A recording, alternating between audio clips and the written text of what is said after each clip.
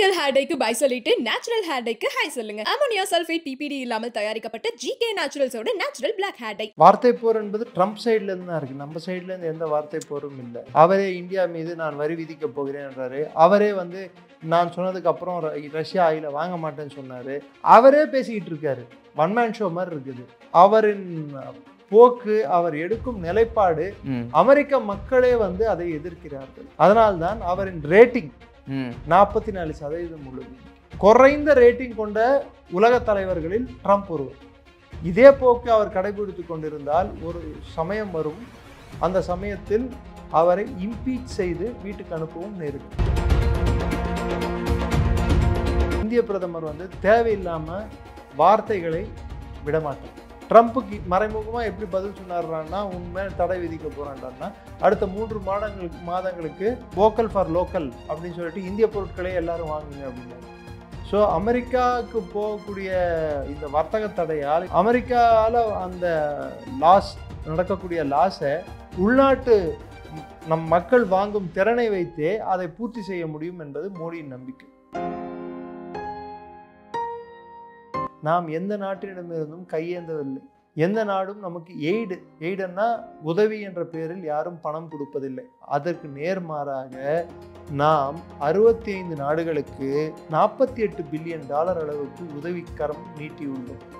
America தரப்பில் இருந்து நிக்கி Haley, அவங்க சொந்த கட்சி, ட்ரம்போட கட்சி, இந்தியா போன்ற ஒரு நண்பனை பகத்திக் கொள்வது சரியல்ல அப்படின்னு சொல்லியிருக்காங்க. இந்த கண்ணோட்டம் பல்வேறு அமெரிக்கர்களுக்கு உள்ளது. இங்கிருந்து சுரண்டி எடுத்து சென்று அங்கே அதை பொருட்களாக மாற்றி நம் மீது திருப்பி திணிப்பது வாங்க சொல்லி, இங்கே உள்நாட்டு உற்பத்தியே இல்லாமல் பண்ணி அவன் பொருளை திருப்பி இங்கே கொடுத்து நீ இதை தான் வாங்கணும்னு சொல்லி கட்டாயப்படுத்தி அதுக்கு டேக்ஸ் போட்டு அதுலேருந்து வரி வசூலிப்பது. இதை பிரிட்டன் பண்ணாங்க. அமெரிக்க ஏவுகணைகளுக்கு ஈடான ஏவுகணைகளே இல்லை, பேட்ரியாட் சிஸ்டம் மாதிரி ஒரு சிஸ்டமே இல்லைன்னு சொன்னால் பிராமோஸுக்கு ஈக்குவலானது ஒன்று இல்லைன்னு சொல்லிட்டு உலகத்துக்கு காட்டிடும். இன்னைக்கு 14 முதல் 15 நாடுகள் வரிசையில் நிற்கின்றன நம் பொருட்களை வாங்குவது, இராணுவ உபகரணங்களை வாங்குவது. எலக்ட்ரானிக் ஐட்டம்ஸ் இந்தியாவிலேயே மேனுஃபேக்சர் பண்ணிட்டு இருக்கோம். உங்களுக்கு தெரிஞ்ச உங்கள் மொபைல் ஃபோனு, டிவி எல்லாம் வெளிநாட்டிலேருந்து வந்துட்டு இருந்தது. இன்னைக்கு இந்தியாவிலேயே மேனுஃபேக்சரிங் நடந்துட்டு இருக்கு. ஆனால் அமெரிக்காவில் அன்ஃபார்ச்சுனேட்லி இதெல்லாம் நடக்கிறது இல்லை. நேற்று ஓப்பனாகவே சீனா இந்தியா பக்கம் நின்று, அதிசயமானால் உண்மை. அமெரிக்கா இது மாதிரி இந்தியாவை மிரட்டுறது சரியில்லை, இது நியாயம் இல்லை. இன்னும் சொல்ல போனால் ஒரு படி மேலே போய் சொல்கிறேன்.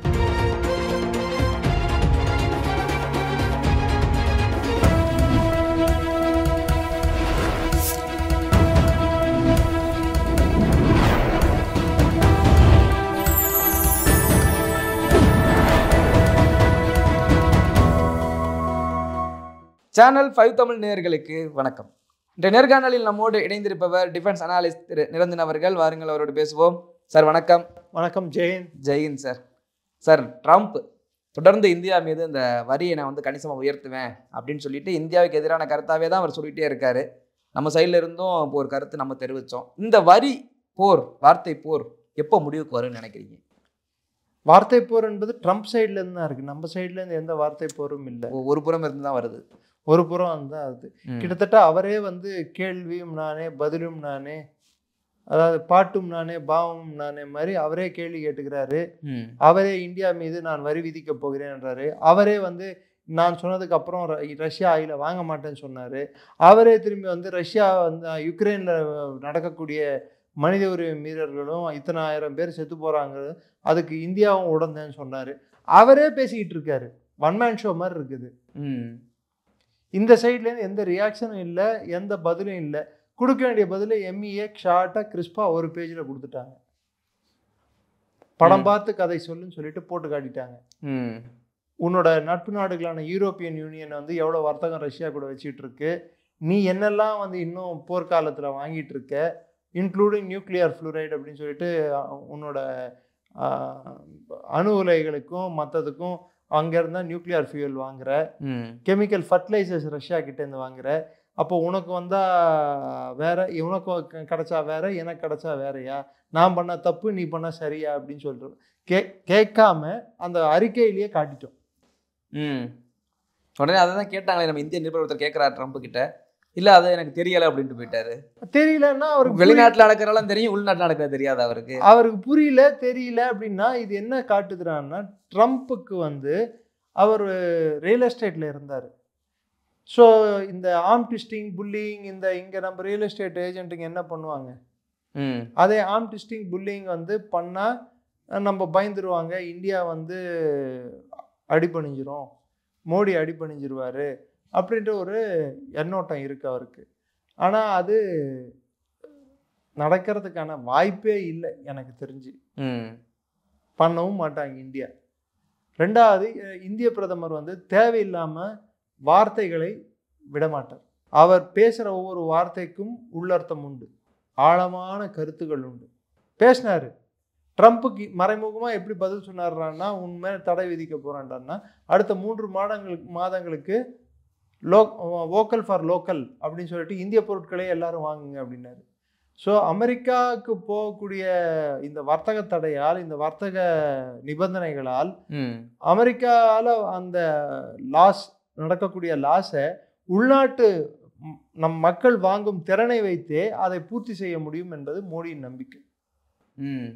ஏன்னா இந்தியா வந்து எக்ஸ்போர்ட் பேஸ்ட் எக்கானமி இல்லை. இங்கேருந்து பொருட்களை வெளியே அனுப்பி அதை வச்சு நம்ம இங்கே இல்லை. நம்ம வந்து உள்நாட்டு கன்சம்ஷன் பேஸ்ட் எக்கானமி. ஏன்னா இங்கே வாங்கிறதுக்கு மக்கள் இருக்காங்க, நம்மளோட பர்ச்சேசிங் பவர் பேரிட்டின்னு வாங்க, அது அதிகம், வாங்கக்கூடிய தன்மை அதிகம். யூரோப்பிய அளவுக்கு இல்லாட்டியும் ஆனால் பை வர்ச்சு ஆஃப் நம்பர்ஸ் வந்து நம்ம அதிகம். ஒரு சின்ன உதாரணம் சொல்கிறேனே, மொத்த யூபி ஈக்குவல் டு அமெரிக்கா. அவ்வளோதான். மொத்த யூபியோட பாப்புலேஷன் தான் அமெரிக்காவோட பாப்புலேஷன். இது மாதிரி யூரோப்பில் எத்தனையோ நாடுகள் வந்து, இந்தியா வந்து பல நாடுகளை அடங்கிய நாடு இந்தியா மக்கள் தொகையால். ஸோ இங்கே வந்து வாங்கக்கூடிய ஒரு நிலைமை மக்களிடம் உள்ளது. பணவீக்கம் வந்து கட்டுப்பாட்டில் உள்ளது, விலைவாசி உயர்வு அதனால் கட்டுப்பாட்டில் உள்ளது. கையில் பணம் இருந்தால், பொருட்களின் விலை வந்து ஏறாமல் இருந்தால் மக்கள் வாங்குவதற்கு தயாராவார்கள். நீங்க இவ்வளவு விளக்கங்கள் சொன்னாலும் அவர் வார்த்தை சொல்றாரு, டெட் எக்கனாமி அப்படின்னு. டெட் எக்கனாமினா அப்புறம் இந்தியாவோட எக்கனாமி என்ன? கரெக்டான கேள்வி. இதுக்கு நான் வந்து அவங்களோட கோல்ட்மேன் சாட்ச் அப்படின்னு சொல்லிட்டு ஒன்று இருக்கு, ஒரு பெரிய நிறுவனம், அது ஃபைனான்சியல் நிறுவனம். அதாவது அந்த நிறுவனம் கொடுக்குற தரவுகளும், அவங்க கொடுக்குற அறிக்கைகளும், அவங்க பண்ற ரிசர்ச்சும் அது தொலைநோக்கு பார்வையோடு தான் அவங்க பண்ணுவாங்க. இது அமெரிக்காவே ஏற்றுக்கொள்ளும். அதுலேருந்து வந்த சில தரவுகளை உங்கள் பார்வைக்கு ப்ளஸ் நம் நேயர்களின் பார்வைக்கு, இப்போது நம்ம பொருளாதாரம் $4.1 ட்ரில்லியன் முதல் $4.2 ட்ரில்லியன் வரை 4வது இடத்தில் இருக்கிறோம். ஜெர்மனி $4.7 ட்ரில்லியன் அவர்களின் பொருளாதாரம், அது 3வது இடத்தில் இருக்கிறது. சைனா பொருளாதாரம் 2வது இடத்தில் இருக்கிறது. அமெரிக்க பொருளாதாரம் முதல் இடத்தில் இருக்கிறது. இதை 2030க்கு கணித்து பார்த்தால் நாம் ஜெர்மனியை பின்தள்ளிவிட்டு $6.6 ட்ரில்லியன் 3வது இடத்தை பிடிப்போம். சைனா $24.5 ட்ரில்லியன் 2வது இடத்தை பிடிக்கும். யுஎஸ் முதலிடத்தில் $27 ட்ரில்லியன் இருக்கும். இன்று அவர்களின் மொத்த ஆண்டுக்கான மொத்த இது வந்து வருமானம் இல்லை, இன்னும் சொல்ல போனால் ஜிடிபி $30 ட்ரில்லியன். ஆனால் அது $3 ட்ரில்லியன் குறையக்கூடும். ஓகேவா? 2030க்கு அமெரிக்காவுக்கும் அவருக்கு இருக்கக்கூடிய கேப் வந்து $3 ட்ரில்லியன் தான் இருக்க போவதா கணிச்சிருக்காங்க. இதே 2050க்கு அடுத்த 20 ஆண்டுகளுக்கு கழித்து இந்திய பொருளாதாரமானது $22.2 ட்ரில்லியன் ஆக இருக்கும். அதாவது $6.6 ட்ரில்லியன் ஆக இருந்த பொருளாதாரம் ஒரு 10 ஆண்டுகளுக்கு குறைந்த அளவு $8 ட்ரில்லியன் சேர்க்கும். 20 ஆண்டுகளில் $16 ட்ரில்லியன் அதிகரிக்கும். அப்போது $22.2 ட்ரில்லியன் ஆக மாறும். சைனாவோட பொருளாதாரம் இன்று $24 ட்ரில்லியன் ஆகி இருப்பது அன்று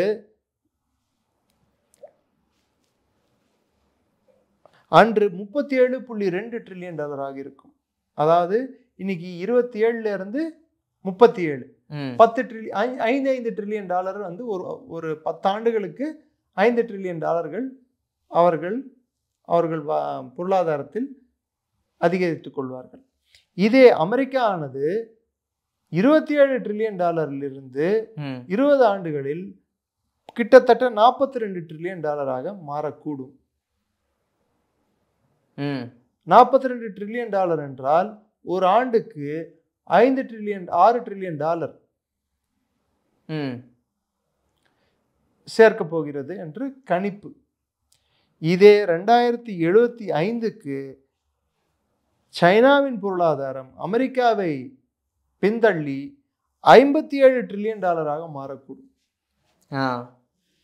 அமெரிக்க பொருளாதாரம் 52.2 ட்ரில்லியன் டாலர். அதாவது அடுத்த 25 ஆண்டுகளுக்கு அமெரிக்கா வெறும் 10 ட்ரில்லியன் டாலரை தான் சேர்க்க போகிறது. ஆனால் அதே சைனா கிட்டத்தட்ட 15 ட்ரில்லியன் டாலர்கள் 20 ட்ரில்லியன் டாலர் அவர்களின் பொருளாதாரத்தில் சேர்க்க முடியும். 37லேருந்து 57 ஆறாங்க. அதே இந்தியா 22.2 ட்ரில்லியன் டாலரில் இருந்து 51.5 ட்ரில்லியன் டாலர். பல்க் ஜம்ப் அவ்வளோ இருக்கு. அப்போது எப்படி ஜம்ப் ஆகும்? It's called leap frogging. 6லேருந்து 16, 16லேருந்து 20, 4லேருந்து 6, 6லேருந்து 22, 22லேருந்து 52. அப்பொழுது உலகின் மிகப்பெரிய பொருளாதாரம் சைனாவாக இருக்கும் 75இல் 57 ட்ரில்லியன் டாலராக, அடுத்தது யுஎஸ் இருக்கும் 52.5 ட்ரில்லியன் டாலராக, மூன்றாவது இடத்தில் இந்தியா 51.5 ட்ரில்லியன் டாலராக இருக்கும். அப்பொழுது யுஎஸ்க்கும் இந்தியாவுக்கும் இருக்கக்கூடிய வித்தியாசமானது வெறும் 1 ட்ரில்லியன் டாலர். ஸோ அமெரிக்காவுக்கு இதை எப்படி டெட் எக்கானமின்னு சொல்லிட்டு அவர்கள் நாட்டில் இருக்கும் ஒரு அமைப்பு, ஒரு நிறுவனம் இந்த தரவை வழங்கியுள்ளது. இதை நானோ நீங்களோ நான் வந்து ஏற்படுத்தல. கோல்ட்மேன் அண்ட் சாட்சன் போயிட்டு யார் வேணாலும் செக் பண்ணி economic forecast for India, China, USA அப்படின்னு சொல்லி போட்டாங்கடான்னா வரும். சர்ச் பண்ணணும்னு நினைக்கிறவங்க. வாய் புளித்ததோ மாங்காய் புளித்ததோன்ற நான் பேச மாட்டேன். நீங்களுமா? என்ன காரணம்? ஏனென்றால் நான் இந்தியன். ஸோ அதனால சொல்கிறேன். இல்லை, என்ன காரணம்? இப்போ நீங்கள் அமெரிக்காவை பார்க்குறேன், ஒரு கிராஜுவலாக போகுது. சைனா எதிர்பார்க்காத முடியாத அளவுக்கு போகுது. இந்தியாவும் அதே அளவுக்கு இப்படி ஒரு பல்க் ஜம்ப் ஆகுறதுக்கு காரணம் என்ன? இந்தியாவின் உள்நாட்டு கட்டமைப்பு, இந்தியாவுக்கு ஏற்படுத்தி கொண்டிருக்கக்கூடிய வர்த்தக உறவுகள், பத்தாயிக்கு இன்னொரு தரவு சொல்கிறேன்.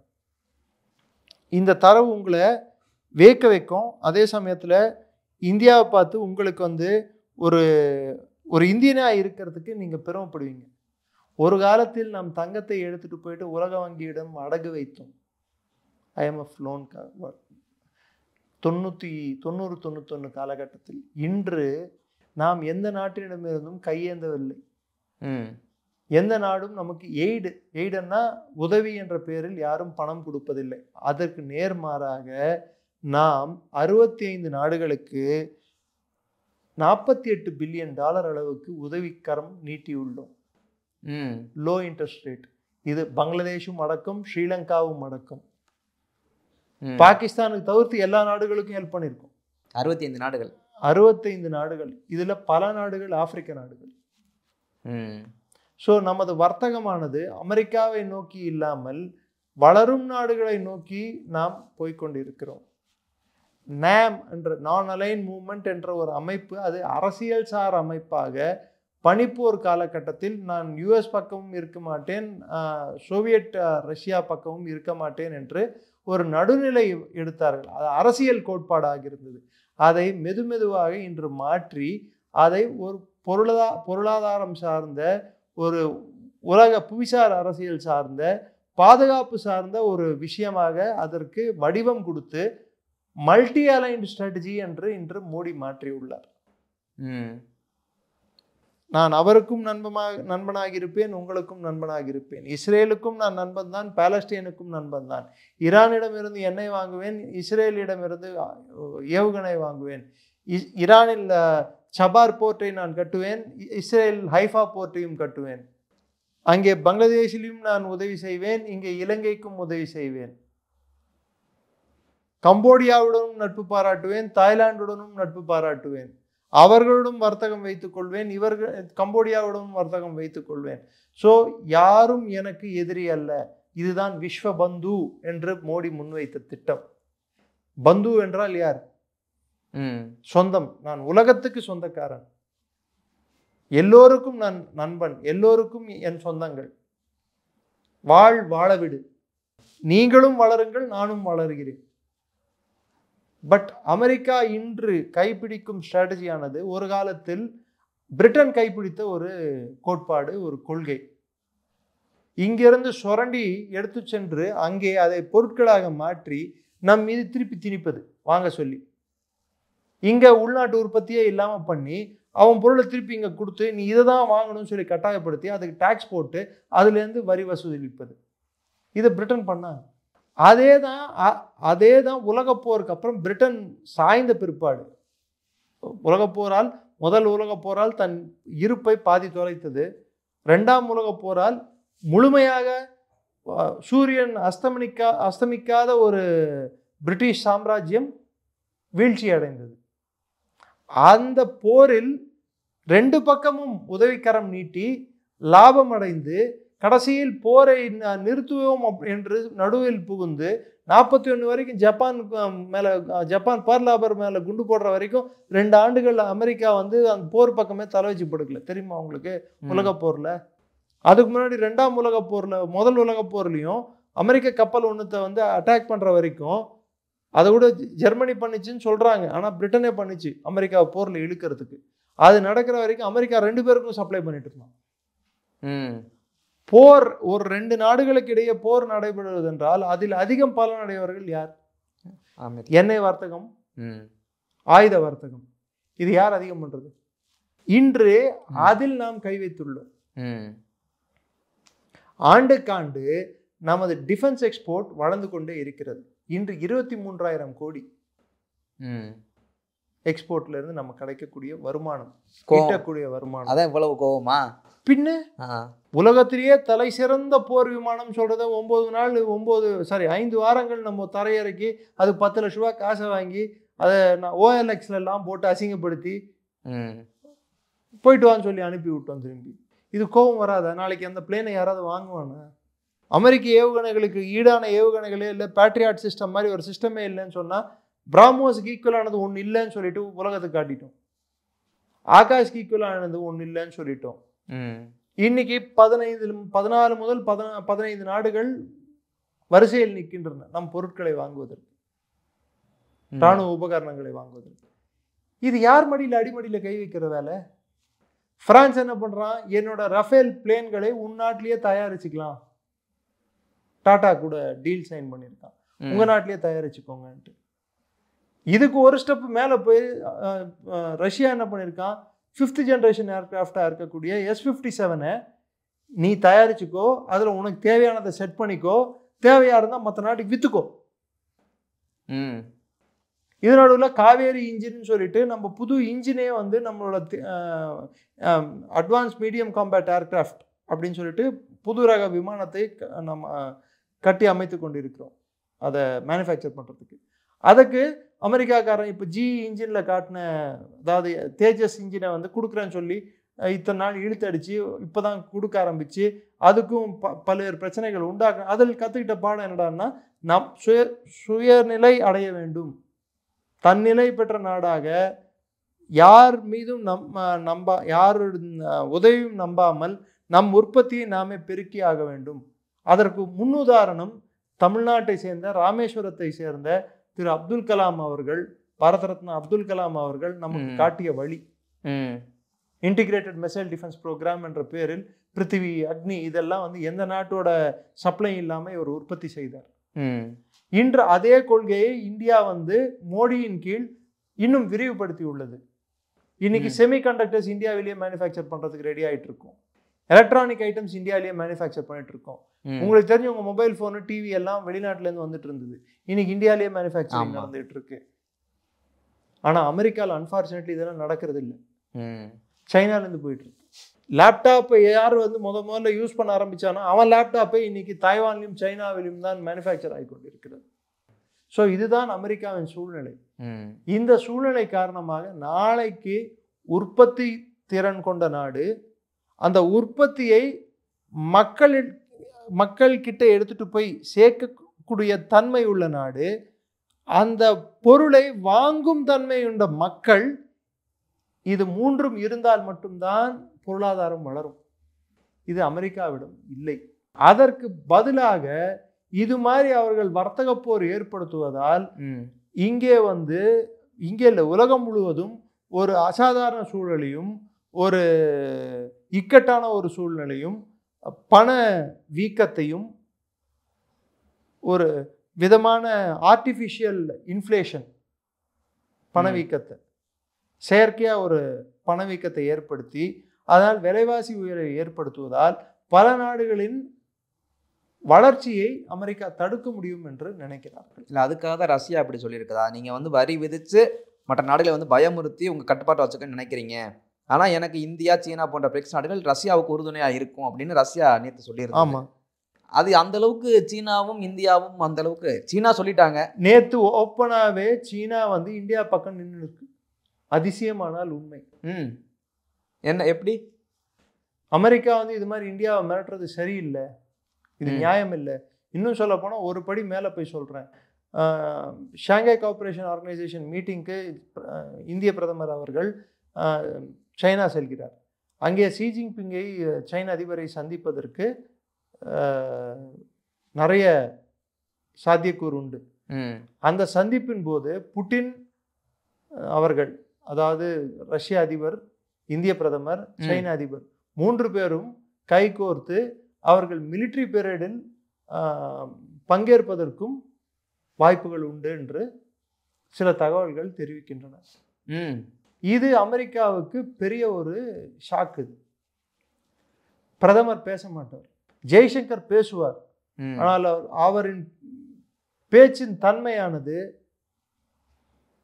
மிக துல்லியமாகவும் கிட்டத்தட்ட ஒரு ஏவுகணை போலவும் எதிராளியை நிலைகுலை செய்யும் வண்ணம் இருக்கும்.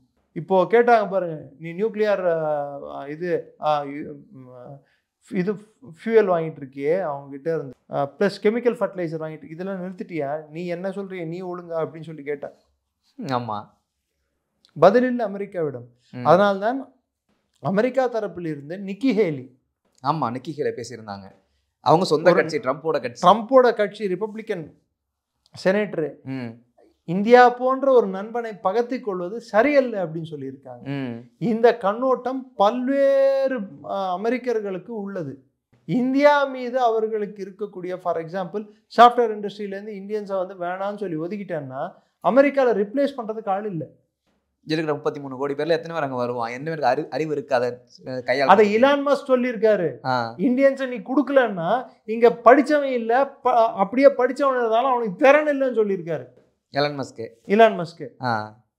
ஸோ என்ன பண்ண முடியும் சார்? இன்னைக்கு யார் மக்கள் தொகை கொண்டிருக்கிறார்களோ, மக்கள் தொகையுடன் யார் நவீன தொழில்நுட்பத்தை புரிந்து கொண்டு அறிந்து கொண்டு பணியாற்ற முடிகிறதோ, யாரிடம் வாங்கும் தன்மை உள்ளதோ, இவர்கள்தான் வல்லரசு. வல்லரசு என்பது ஆர்டிஃபிஷியலா டாரிஃப் போடுறதுலையோ இல்லை பெட்ரோலுக்கும் டாலருக்கும் லிங்கை வச்சுக்கிட்டு நான் இது பண்ணுவேன், நான் தான் கண்ட்ரோல் பண்ணுவேன் உலகத்தைன்னு சொல்றதோ அதுல வராது. இல்லை, அது நம்ம ஏதோ ஒரு வகையில் நீங்கள் சொன்னீங்கல்ல, நான் ரொம்ப நாளாக அது நான் கனவுல தான் நடக்கும்னு நினைப்பேன். சீனா, ரஷ்யா, இந்தியா, இந்த ஏசியன் கண்ட்ரீஸில் 3 பேரும் ஒன்று சேர்ந்து கை தூக்கணும்னா இந்த டாலருடைய மதிப்பை அடிச்சு நொறுக்கிடலாமா? டாலரோட மதிப்பை வெறும் இவங்க 3 பேர் ஒன்று சேர்றதால மாத்திரம் வரப்போகுது இல்லை. பெரிய பிரச்சனை. ட்ரம்ப் ஒரு நாடுக்கு இல்லை, பல நாடுகளுக்கு இந்த வரியை விதித்துள்ளார். ஆமா, எல்லா நாடும் சேர்ந்து அமெரிக்காவை பாய்காட் பண்ண ஆரம்பிச்சாங்கன்னா, சின்ன உதாரணம் சொல்றேன், கனடாவுக்கு நீ என்னோட பாலை வாங்கியே ஆகணும், $3 பில்லியன் மதிப்புக்கு வாங்கிட்டு இருந்தாங்க. இப்ப கனடா என்ன சொல்லிட்டான், Canada is Americas biggest trading partner. வர்த்தகத்தில் மிகப்பெரிய அமெரிக்காவின் இடம் இருக்கக்கூடிய பார்ட்னர் நாடு எதிராண்டால் கனடா, பங்குதார நாடு. ஆனால் கனடா என்ன சொல்லிட்டான்னா, உன் பால் எனக்கு வேணாம், கனடியன் டைரி எங்கள் நாட்டோட இதை வச்சுக்கிட்டு நாங்கள் பார்த்துக்குறோம், உங்ககிட்ட நான் வாங்க போகிறது இல்லை. மெக்சிகோவுக்கும் அமெரிக்காவுக்கும் இன்னும் உடன்பாடு எட்டவில்லை. கனடாவுக்கும் அமெரிக்காவுக்கும் அதாவது அவங்களுக்கு வடக்கில் இருக்கிற நாடு, அவங்களோட அண்டை நாடு, அது கூடயும் சரியான உறவு இல்லை. தெற்குல இருக்கிற நாடு மெக்சிகோ, அது கூடயும் சரியான உறவு இல்லை. உலகத்தின் மிகப்பெரிய மக்கள் தொகை கொண்ட நாடு, ஜனநாயக நாடு, அது கூடயும் சரியான உறவை மேம்படுத்திக்கிற மாதிரி தெரியல போக்கு. உலகத்தின் மிகப்பெரிய உற்பத்தி கொண்ட நாடு சைனா, அது கூடயும் ஒரு நல்ல ஒரு பயந்து போய் தான் இப்போ 90 நாள் சைனாவுக்கு மாத்திரம் விதிவிலக்கு அளித்துள்ளார். அடுத்து உலகத்தின் அமெரிக்காவுக்கு இணையான போர்பலம் கொண்ட நாடு ரஷ்யா, அது கூடயும் ஒழுங்கான உறவு இல்லை. உலகத்தின் அதிக எண்ணெய் உற்பத்தி செய்யும் நாடும் ரஷ்யா தான். ஸோ யாரையெல்லாம் பகைச்சிக்கூடாது, எல்லாரையும் பகைச்சிக்கிடுது.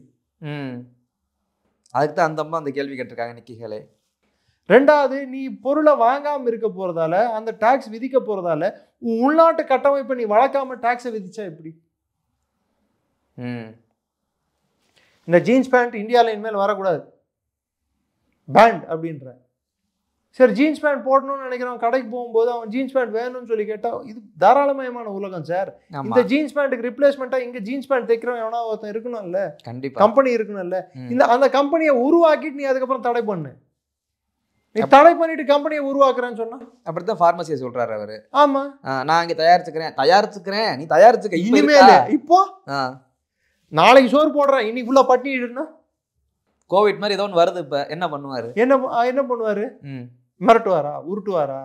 தட் ஷோஸ் தட் அவரின் போக்கு, அவர் எடுக்கும் நிலைப்பாடு, அமெரிக்க மக்களே வந்து அதை எதிர்க்கிறார்கள். அதனால்தான் அவரின் ரேட்டிங் 44% உள்ளது.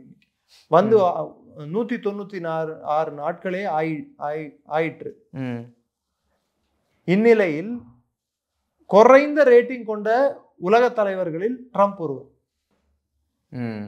ஜெனரலா அதிகாரத்துக்கு வந்து 6 மாதம் வரைக்கும் ஹனிமூன் பீரியட் அப்படின்வாங்க.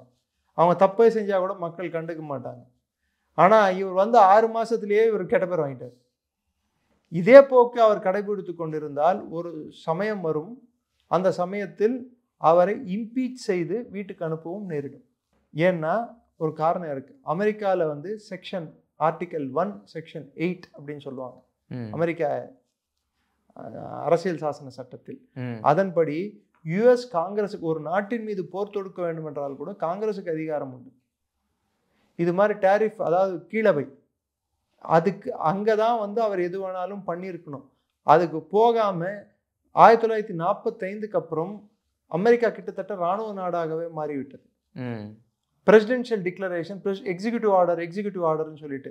எக்ஸிக்யூட்டிவ் ஆர்டர்னா அவர் நம்ம எமர்ஜென்சி பீரியட்ல ஒரு ஆர்டரை ப்ரொமல்கேட் பண்ணால் எப்படி அது செயல்பாடுக்கு வந்துருமோ, கிட்டத்தட்ட அமெரிக்காவில் இன்னைக்கு எக்ஸிக்யூட்டிவ் ஆர்டரை வச்சு காங்கிரஸோட மதிப்பே, அது காங்கிரஸ்னா நம்மளோட மக்களவை மாதிரி அங்க யுஎஸ்ல, அதுக்கு செயலிழக்க செய்து விட்டார் அவர்.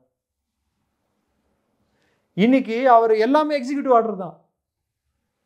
இது national security threat, no executive order, no executive order, no executive order. ஒரு கட்டத்தில் இதை அவர்களே வெறுப்பார்கள், எதிர்ப்பார்கள். ஓகே சார், உங்களுடைய பல்வேறு கேள்விகளுக்கு உங்கள் நேரத்தை ஒதுக்கி பதில் தமைக்கு ரொம்ப நன்றி. தொடர்ந்து பேசுவோம். ஜெயின், நன்றி.